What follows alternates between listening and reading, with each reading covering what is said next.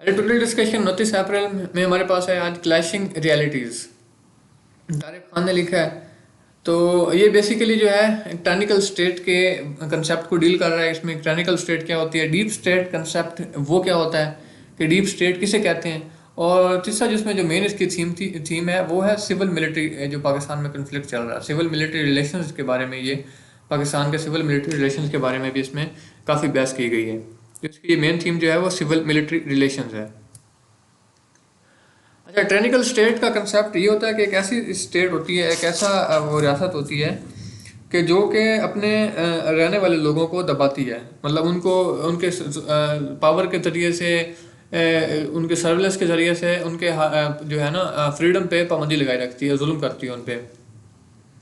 इसको ट्रेनिकल स्टेट कहते हैं। तो हमारे आजकल के दौर में भी ये ट्रेनिकल स्टेट का जो सिस्टम है, जो ये कंसेप्ट है, ये एक सबसे बड़ा चैलेंज बन चुका है। कि आप देखें तो पावरफुल मगरूर किस्म की एक कह लें कि और जालमाना क्रूअल टाइप की जो स्टेट्स हैं, वो अपने जो अंदर लोगों को दबाने पे लगी हुई हैं। आप जैसे देखें नॉर्थ कोरिया है, वो भी एक टेक्निकल स्टेट ही है कि वहाँ पे जो लोगों को फ्रीडम ऑफ स्पीच तक नहीं है। इसको कहते हैं टेक्निकल स्टेट। अच्छा, इंस्टीट्यूशन ऑफ रेस्ट्रेंट जो होते हैं, मतलब जिस तरह ये लॉ इन्फोर्समेंट एजेंसीज होती हैं, लॉ इन्फोर्समेंट के जितने भी इंस्टीट्यूशन हैं, वही इस सारे सिनेरियो में टेक्निकल स्टेट में बनाने में वो उनका बेसिक जो है वो हाथ होता है। इस सारे सिनेरियो में अगर साथ में देखें तो एक जो पॉलिटिक्स है हमारी, पॉलिटिक्स ऑफ ह्यूमिलेशन, वो इसको मजीद वर्सन कर रही है सारी सिचुएशन को। अगर पावरफुल लोगों को देखें तो उन्होंने पूरे सिस्टम को यरकमाल बनाया हुआ है, उन्होंने पूरे रिग्ड किया हुआ पूरे सिस्टम को। अपने क्या किसके लिए, अपने जो उनके प्रिविलेज हैं उनको आगे इस्तेकाम देने के लिए, उनको आगे मजीद जो है मुस्तकम करने के लिए उन्होंने पूरे सिस्टम को ही हाईजैक किया हुआ है। अच्छा, इस सारे से क्या बन रहा है कि ये एक डिस्टोपियन सागा जो है वो शेयर कर रहा है। डिस्टोपियन सागा क्या होता है कि एक जो कंट्री होती है वहाँ पे, जहाँ पे बहुत ज़्यादा जो है नाइंसाफ़ी चल रही हो, जहाँ जहाँ पे रूल ऑफ लॉ ना हो, नाइंसाफ़ी हो, इनजस्टिस हो, हर जगह फैला हुआ, उसको कहते हैं डिस्टोपियन सागा, डिस्टोपियन स्टेट। तो इस सारी सूरत हाल को अगर देखें तो ये एक डिस्टोपियन स्टेट की तरह से हमारे यहाँ ये नज़र आ रही है। अच्छा, पॉलिटिक्स फेल क्यों होती है? माइकल सैंडल जो है ये अपनी एक book the tyranny of merit में कहते हैं कि पॉलिटिक्स जो है इसके बारे में कहते हैं कि ये एक डेमोक्रेटिक सोसाइटी में, किसी भी किस्म की में पॉलिटिक्स को आप चलाने के लिए, उसको सोसाइटी को चलाने के लिए आपके लिए बेसिक चीज़ जो क्या होनी चाहिए कि आप एग्रीमेंट्स को किस तरह से डील करते हो, डिसएग्रीमेंट्स को आप किस तरह से डील करते हो, जो तमाम उसके साथ आपका क्या जो है वो रवैया होता है, बिहेवियर आपका डिसएग्रीमेंट्स को डील करने में क्या होता है। पॉलिटिक्स जो है वह इसके हमारे लिए जो एक आम लोगों के लिए है, बेन एंसल के वर्ड के मुताबिक, कि ये एक काबिल नफ़रत कह लें, डिस्टेस्टफुल जो हैं पॉलिटिशियंस हैं उनकी एक डिस्टेस्टफुल काबिल नफ़रत कह लें, और ज़ालिमाना कह लें, और एक चालाक जो है वो एक साजबाज है, चालाक साजबाज है। मतलब आप पॉलिटिशियंस का एक चालाकी वाला और काबिल नफ़रत साजबाज को हमारे यहाँ पॉलिटिक्स कहा जाता है। लेकिन अगर एक्चुअल देखें तो ये है कि डिसीजन जो है वो मिलकर किस तरह किए जा सकते हैं, मतलब कलेक्टिव डिसीजन जो है वो किस तरह बनाए जा सकते हैं, ये पॉलिटिक्स इसके बारे में एक्चुअल होती है। तो हमारे लिए क्या इंपॉर्टेंट चीज़ होती है कि ऐसे ऐसे डिसएग्रीमेंट्स को हम मैनेज करें जो कि इनविटेबल हैं, जिनको हम रोक नहीं सकते, वो होने लाजमी होते हैं, वो हो ही सकते हैं। तो हम पॉलिटिक्स को अवॉइड नहीं कर सकते और ना ही इसको कह सकते हैं कि ख़त्म हो जाए, बल्कि इसमें जो चीज़ें मौजूद हैं इस तरह की डिसएग्रीमेंट्स हैं, उनको दूर करने की ज़रूरत है। अगर देखें तो हमें टेक्निकल स्टेट से निजात पाने के लिए हमने जो है इसकी क्या ज़रूरत है, इलेक्शंस इलेक्शंस या विनर एंड लूजर्स, इसमें विनर और लूजर होते हैं, लेकिन इनकी जो कानूनी हैसियत है वो चीज़ को डिफाइन करती है कि ये कितना हमारे लिए हेल्पफुल साबित हो सकते हैं टेक्निकल स्टेट से निकलने में। अगर ये फेयर नहीं है, फेयर इलेक्शंस नहीं है, तो हम जो है वो हमारी गवर्नमेंट्स जो है वो हमारे लिए कुछ काम नहीं कर सकती, क्योंकि वो इम्पोज होती है हमारे ऊपर। हमारे लिए अब देखें पुलिस और आर्म फोर्सेज हैं, वो हमें प्रोटेक्ट करती हैं, लेकिन अगर देखें तो ये इस तरह के एक माइंड सेट से ये जो इलेक्शन फ्री एंड फेयर नहीं हो रहा है, इससे हमारी मदद कौन कर सकता है? तो इसमें एक जो कंसेप्ट नज़र आया था पॉलिटिक्स में वो ये है कि मिलिट्री रूलर्स होने चाहिए, स्ट्रॉन्ग मिलिट्री रूलर्स होने चाहिए, जो कि सब हर चीज़ को जो है वो ठीक कर सकते हैं। हमारे यहाँ कुछ लोगों को ये पाया जाता है काम कि आज के दौर में भी एक किस्म की जो कह लें मिलिट्री रूल है वो हमारे लिए बहुत फ़ायदेमंद है। तो ये जो है एक फॉल्स कंसेप्ट है, ये इसका हमें कुछ फ़ायदा नहीं होने वाला, बल्कि इसके लिए क्या होना चाहिए, कॉन्स्टिट्यूशनल फ्रेमवर्क के अंदर जो है हमें सोल्यूशन इसके निकालने पड़ेंगे। आप कॉन्स्टिट्यूशन से बाहर जाकर आप कह लें कि मिलिट्री रूल के ज़रिए से आप इसमें कोई फ़ायदा जो हासिल नहीं कर सकते। आंसल के पीछे हम कह रहे हैं कि वो एक थियोलॉजियन है, वो कहते हैं कि पॉलिटिक्स में परफेक्ट तो है, ये तो मानना पड़ेगा कि इसमें परफेक्शन नहीं है, इसमें काफ़ी चीज़ें जो हैं वो ठीक होने के काबिल हैं, लेकिन हमारे लिए ये एक आखिरी होप की तरह है अपने अपने कॉमन गोल को हासिल करने के लिए, अपने लिए प्रॉस्पेरिटी को अचीव करने के लिए, फ्रीडम के लिए, ये एक हमारी लास्ट होप है। वो कहते हैं कि हमें 4-5 चीज़ों पे जो है वो फोकस करना पड़ेगा। फर्स्ट ऑफ ऑल डेमोक्रेसी है कि जमहूरियत होनी चाहिए आपके अंदर। दूसरा इक्वलिटी है, बराबरी हो लोगों के दरमियान, सोलिडेरिटी हो, प्रॉस्पेरिटी खुशहाली हो, और लोगों का जो सिक्योरिटी जो है वो मुयसर हो। तो ये जो 5 पॉइंट्स उनका कंसेप्ट है, ये एक थ्रू आउट हमारे सिस्टम को कवर करने के लिए एक बेहतरीन जो है लाहे अमल है। डेमोक्रेसी, इक्वलिटी, सोलिडेरिटी, प्रॉस्पेरिटी और सिक्योरिटी, ये 5 चीज़ें जो हैं हमारी इस सारे सीन को ठीक करने के लिए, हमारे सिस्टम को ठीक करने के लिए अगर ये 5 चीज़ें जो हैं इम्प्लीमेंट कर दी जाएँ, हमारा पूरा सिस्टम से ठीक हो सकता है। पॉलिटिकल इंजीनियरिंग क्या होती है कि आप किसी भी गवर्नमेंट को अपने पास से ही ना इम्पोज कर देते हो। इसमें देखें तो इस्टेब्लिशमेंट का जैसे पाकिस्तान में नाम लिया जाता है, ये राइटर की अपनी ओपिनियन है, हमारे ओपिनियन से मुतफिक होना ज़रूरी नहीं है। तो इसमें पॉलिटिकल इंजीनियरिंग ये होती है कि अपने पास से गवर्नमेंट जो है हमारी इस्टेब्लिशमेंट होती है फ़र्ज़ करें, तो वो अपने पास से एक अपनी मर्जी की गवर्नमेंट लोगों के ऊपर इम्पोज कर देती है, इसको कहते हैं पॉलिटिकल इंजीनियरिंग। अच्छा, दूसरा कंसेप्ट यहाँ पे डीप स्टेट कंसेप्ट। अच्छा, डीप स्टेट क्या होती है? डीप स्टेट से मुराद ये होता है कि मिलिट्री या गवर्नमेंट एजेंसी जो होती हैं उनके मेंबर्स, पावरफुल मेंबर्स होते हैं, वो पॉलिसी को, गवर्नमेंट पॉलिसी को सीक्रेटली वही जो है कंट्रोल कर रहे होते हैं। गवर्नमेंट का उसके ऊपर कोई नहीं होता, वो बस एक कठपुतली के तौर पे काम करते हैं, उनका कोई इसमें रोल नज़र नहीं आ रहा होता। वो कठपुतली के तौर पे चलते हैं, उनको जो कुछ कहा जाता है वो वही करते हैं। वो उनके लिए जो मिलिट्री हो गई और एजेंसीज हो गई, जो वो उनके लिए स्ट्रिंग पुलर्स होती हैं, मतलब उनकी रस्सी उनके हाथ में होती है, उसको जिधर वो खींचते जाएं उधर लगते जाते हैं। तो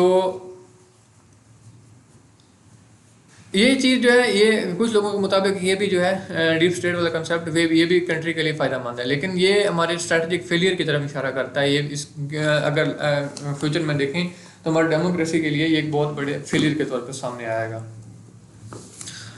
जब लोगों की इस तरह से पॉलिटिकल इंजीनियरिंग करके लोगों के विल को जब तोड़ा जाता है तो उसका क्या होता है, इसमें से अक्सर यही होता है कि जो है मिलिट्री रूल आते रहते हैं इसके बाद। अब मिसाल के तौर पे देखें तो 1936 में स्पेन में लेफ्ट विंग जो पार्टी थी उनकी, उसको विक्ट्री हुई। तो इसकी वजह से जो left wing right wing politicians थे वो काफ़ी नाराज़ हुए। तो क्या हुआ कि गवर्नमेंट ओवरथ्रो कर दी गई और स्पेनिश सिविल वार जो है वो शुरू हो गई। और फिर जनरल फ्रांको, उनके जो डिक्टेटर थे, वो 36 साल तक का रूल उन पे इम्पोज हो गया। किस वजह से? ये जो आपस में उनके डिस्करेंटल्स थे, आपस में लड़ाई झगड़े थे राइट विंग और लेफ्ट विंग पॉलिटिशियंस के। तो पॉलिटिशियंस की आपस की लड़ाई की वजह से ही आज जब उनको मतलब एक तो एस्टेब्लिशमेंट सपोर्ट कर रही हो, दूसरी को ना कर रही हो, तो उसकी वजह से इस तरह के सीन जो हैं वो सामने आते हैं। मिलिट्री रूल सामने आ सकता है और सिविल वार के खदशात जो हैं वो बढ़ सकते हैं। पाकिस्तान में देखें तो पहले भी तकरीबन कम्युलेटली 3 दिहाइयों तक, तकरीबन 30 साल तक मिलिट्री रूल रहा है। तो क्यों रहा है? पॉलिटिकल इनफाइटिंग, जो पॉलिटिक्स जो है लड़ाइयाँ झगड़े, उनकी वजह से पॉलिटिशियंस के आपस के जो ग्रजेस है उसकी वजह से मिलिट्री रूल पाकिस्तान में तकरीबन कलेक्टिवली 3 दिहाइयों तक रहा है, 30 साल तक रहा है। पाकिस्तान में देखें तो पाकिस्तान के कंटेक्स्ट के हिसाब से देखें तो जो इंस्टीट्यूशन है पाकिस्तान के, कोर्ट से लेकर law enforcement agencies, intelligence agencies जो हैं, इन पे लोगों का ट्रस्ट जो है वो ख़त्म हो गया है। तो ये फेलियर ऑफ गवर्नेंस की वजह से है कि गवर्नमेंट जो है वो सही तरह से काम कर ही नहीं पा रही। तो इंस्टीट्यूशन ऑफ रेस्ट्रेंट, जिस तरह के ये लॉ इन्फोर्समेंट एजेंसीज हैं, वो एक्सपोज हो गई हैं सारी सूरत हाल में। अगर पुलिस का फास्ट मिसाल के तौर पे देखते हैं तो इसमें सबसे बड़ा मुजरिम पुलिस सामने आई है। तो इनका जो इंस्ट्रूमेंट ऑफ प्रोसिक्यूशन है वो चालाक एक जालमाना सिस्टम है, शाडोवी है जिसका अब नज़र नहीं आ रहा था आपको सामने से, और डीप स्टेट जो कंसेप्ट है, डीप स्टेट एलिमेंट्स हैं वो ये इस पे वो इम्प्लीमेंट कर रहे हैं, वो इस्तेमाल कर रहे हैं। अच्छा, पुलिस वाले क्या करते हैं, crime is treated as committing a crime, कि आप एक्सपोजिंग अ क्राइम, मतलब किस तरह से क्राइम को एक्सपोज करते हैं, एक्सपोज करने में वो मजीद क्राइम जो है वो कमिट कर रहे होते हैं। मिसाल के तौर पे एक क्राइम हुआ है तो उसको वो किसी शख्स को गिरफ्तार करते हैं तो उसको इतना टॉर्चर करते हैं कि वो उसके लिए सारी ज़िंदगी के लिए एक ग्रीफ बन के रह जाता है। तो ये क्राइम को एक्सपोज करने के लिए एक मजीद क्राइम जो है वो कमिट कर रहे होते हैं। अच्छा, एलेक्स जोन्स अपनी किताब द ग्रेट रिसेट में लिखते हैं कि हमें उन जालिमों से जो है वो उनका हमें पता होना चाहिए कि वो हमें किस तरह से हमेशा के लिए एक स्टेट ऑफ फेयर में, खौफ में रखना चाह रहे होते हैं। आपको उनके बारे में अब मालूम है, आपको होना चाहिए। और एक यहाँ पे जो बड़ी कोटेशन जो बड़ी पसंद आई है वो है कि आर्थर लिन यू टैंग की, वो कहते हैं कि जब किसी भी जो छोटे लोग होते हैं, किसी भी आप स्टेट के, किसी भी नेशन के, जब कमीने लोग और छोटे लोग जो हैं वो बड़े ओहदों पे बैठते हैं, मतलब वो बिग शेडोज कास्ट करना शुरू कर दें, तो इसका मतलब होता है कि उस कौम का जवाल जो है वो शुरू हो गया। तो इंग्लिश में when small man begin to cast big shadows it means that the sun is about to set, कि जब किसी कौम के जो छोटे लोग होते हैं वो बड़े ओहदों पे बैठ जाएं तो उसका मतलब है कि उस कौम का जो सूरज है वो जवाल के करीब पहुंच चुका है, कि वो जो सूरज है उनका वो गुरूब होने वाला है।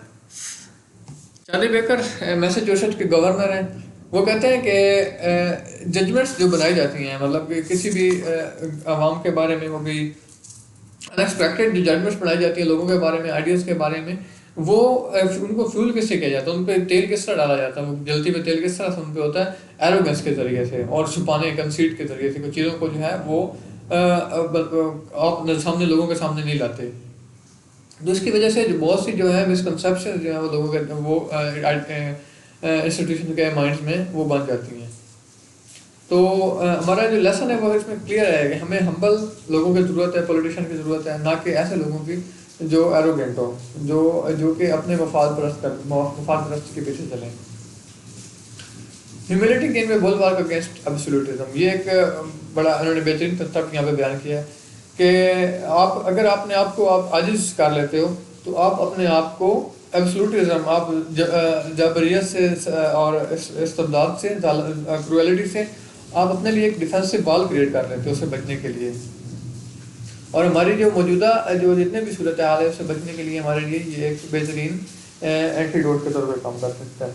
ये ह्यूमिलिटी जो है एक स्पिरिचुअल, उन्होंने यहाँ पे इसको स्पिरिचुअलिटी के तौर पे लिखा है कि यहाँ पे वो हमारे लिए, अगर हम हम्बल हो जाएं, हम ह्यूमिलिटी अपने लिए चूज़ कर लें तो हम बहुत सी चीज़ों से बच सकते हैं। हम हमारे पॉलिटिशियन अगर हम्बल हो जाए तो हमारी पूरी नेशन के लिए ये फ़ायदा हो सकता है इससे।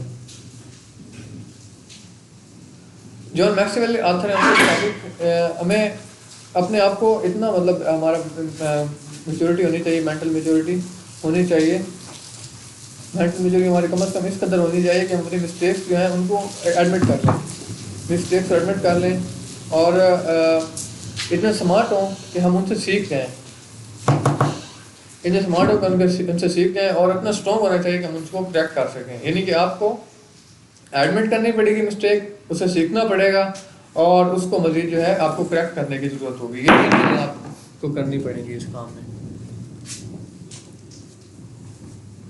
हमें अपने फेलियर्स को एडमिट करना पड़ेगा। अब मिसाल के तौर पर रिसेंट इलेक्शंस में देखें तो राइटर की ओपिनियन के मुताबिक हमने वोट काउंटिंग में जो है वो काफ़ी गड़बड़ की गई हैं, रिजल्ट्स को मैनिपुलेट किया गया है, चेंज किया गया है, और ऐसे पॉलिटिशियंस को लाया गया जो कि लेजिटिमेटली भी और अथॉरिटी के मॉरलिटी के हिसाब से भी वो अथॉरिटी नहीं रखते, वो उस काबिल नहीं है। तो जितनी भी राइटर के मुताबिक जितनी भी हमारे यहाँ इसमें आई हैं पॉलिटिकल पार्टीज जो हैं वो गवर्नमेंट में आई हैं, तो वो ओवर्ट और कवर्ट यानी ज़ाहिरी तौर पर या छुपे हुए तरीके से वो इस्टेब्लिशमेंट के जरिए से ही लाई गई हैं और आई हैं। तो इसमें डीप स्टेट का भी एलिमेंट्स हैं, वो भी शामिल हैं इन गवर्नमेंट्स को आगे लाने में। तो ये सारे जो पावर ब्रोकर्स है, पावर ब्रोकर इसमें राइटर का मुराद एस्टेब्लिशमेंट ही है। इस्टेब्लिशमेंट जो है वो उनके तमाम किस्म के जो हैं ये पॉलिटिशियंस हैं, ये सब उनसे बेनिफिशरी भी रहे हैं और उनके विक्टिम भी रहे हैं। बेनिफिशरी इस तरह रहे हैं कि ये इनको गवर्नमेंट पे लाते हैं, और विक्टिम इस तरह रहे हैं कि जब ये दूसरी गवर्नमेंट को लाते हैं तो फिर उनको ये से जो बहुत ज़्यादा जुल्म का निशाना बनाते हैं, उन पर काफ़ी ज़्यादा जो है वो पाबंदियाँ वगैरह लगाना, और इस तरह से उनको उनके खिलाफ काफ़ी कार्रवाइयाँ जो हैं वो की जाती हैं। अभी आप देखें तो हमारी प्रेजेंट डिस्पेंसेशन है, डिस्पेंसेशन से मुराद है कि जो करंट प्रिवेलिंग हमारा सिस्टम है, पॉलिटिकल सिस्टम है, तो ये जो है इस्टेब्लिशमेंट की तरफ से लाए हुए एक सिस्टम का ही प्रोडक्ट है।